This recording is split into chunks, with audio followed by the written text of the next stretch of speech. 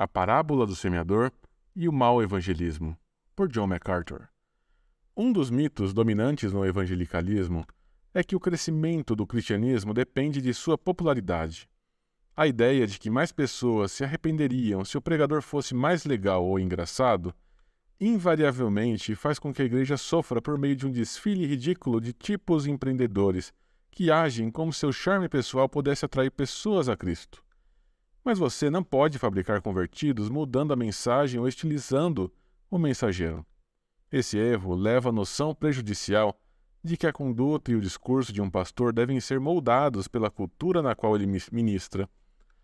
Muitos pregadores têm desejos tão fortes de aceitação cultural que estão realmente dispostos a alterar a mensagem da salvação de Deus para alcançá-la. Assuntos como pecado, culpa e arrependimento são regularmente descartados para não ofender ou alienar os não-cristãos. Tais concessões não fazem nada para aumentar o testemunho da igreja dentro da cultura. Na verdade, eles têm o efeito oposto. Ao criar pregadores famosos com evangelhos sintéticos, eles só conseguem encher as igrejas de pecadores impenitentes. Em vez de tornar o mundo mais parecido com a igreja, tais esforços só conseguem tornar a igreja mais parecida com o mundo. Isso é precisamente o que o ensino de Cristo em Lucas, capítulo 8, versículos de 5 a 8, foi projetado para evitar. A questão incômoda no evangelismo. Os discípulos, tendo um fardo genuíno de que os outros acreditassem, devem ter ficado surpresos com o fato de as massas não estarem se arrependendo. O problema não era a capacidade de Jesus de atrair uma audiência. As multidões eram enormes, muitas vezes chegando a dezenas de milhares. Mas muitos poucos estavam se arrependendo e abraçando o Salvador. As próprias expectativas dos discípulos de um reino global sem fim, Isaías capítulo 9, 45, estavam vacilando. Deve ter sido fácil culpar a mensagem iniciadora, dura e exigente que Cristo pegou. João capítulo 6, versículos 60 a 61. O Senhor respondeu à crescente onda de dúvidas, contando uma série de parábolas sobre o evangelismo. Um ano antes de dar a grande comissão, Jesus contou sua primeira parábola para semear sua semente.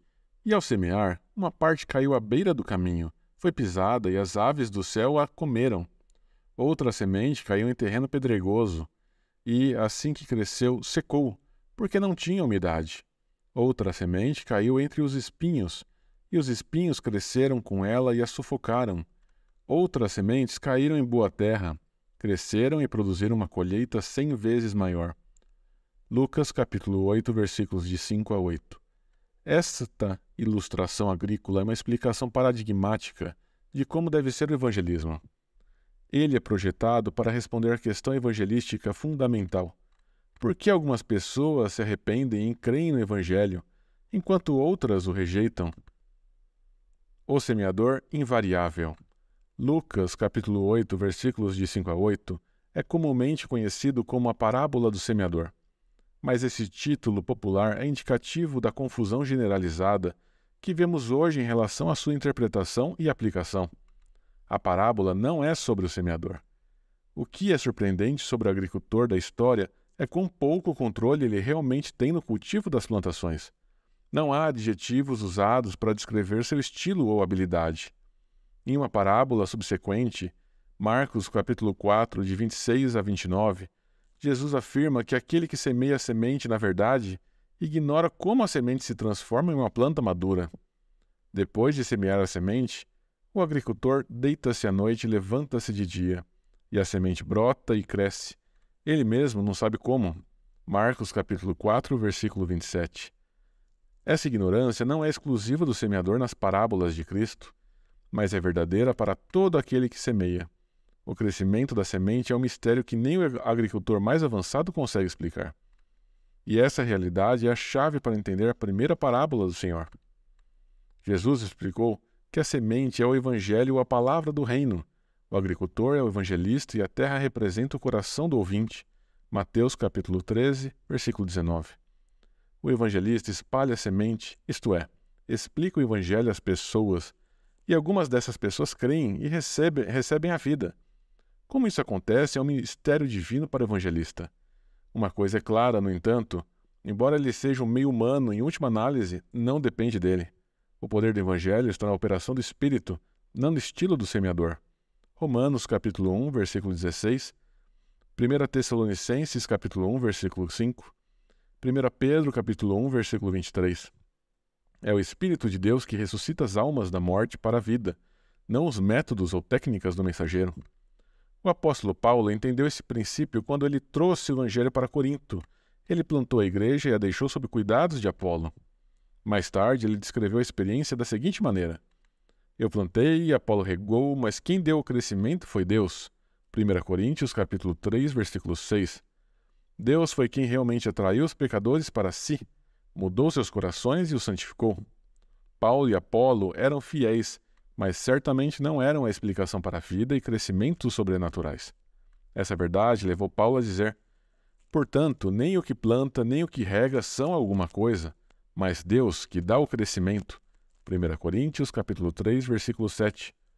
Isso vai contra a noção de que os resultados do evangelismo podem ser influenciados pela assimilação cultural do pastor ou pelo estilo de música usado em suas cruzadas.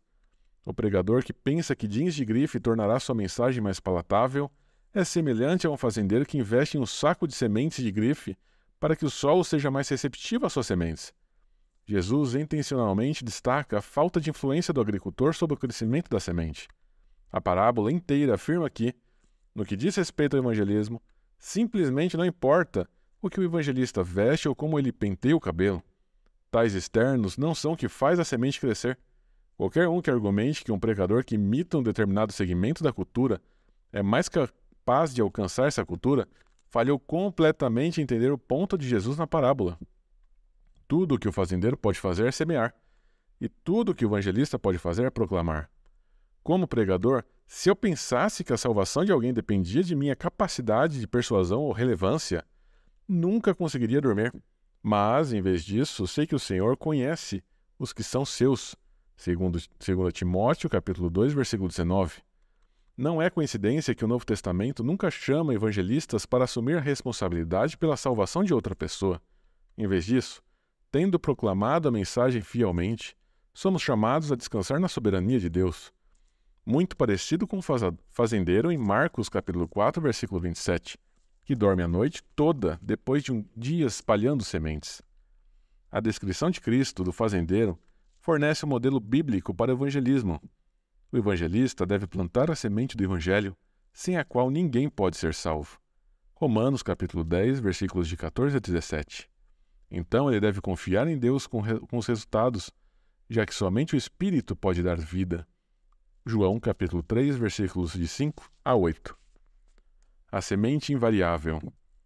Não apenas o estilo do agricultor é irrelevante para o sucesso de suas colheitas, mas Jesus também não sugere que o semeador altere sua semente para facilitar o crescimento. E esta ausência de discussão sobre a semente corresponde diretamente ao evangelismo. Jesus assume que os cristãos evangelizarão usando a verdadeira semente, o evangelho. A maioria dos pregadores professa externamente que o evangelho é inalterável e não negociável, mas isso não os impede de suavizar sutilmente suas arestas. As apresentações modernas do evangelho frequentemente retratam Deus como indiferente ao pecado e não como seu juiz, o pecador como a vítima, não o ofensor, a cruz de Cristo como remédio para frustrações e sonhos não realizados, não como propiciação pelos nossos pecados, e um final divino que gira em torno de nossa felicidade temporal, não de nosso estado eterno. Um dos principais refrões sobre o evangelismo hoje é que a igreja precisa atualizar os métodos sem alterar a mensagem.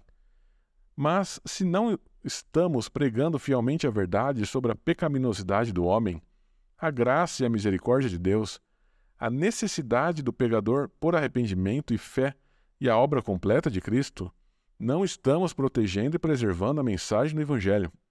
Os crentes são severamente advertidos nas Escrituras contra a adulteração da mensagem. Gálatas capítulo 1, versículos de 6 a 9.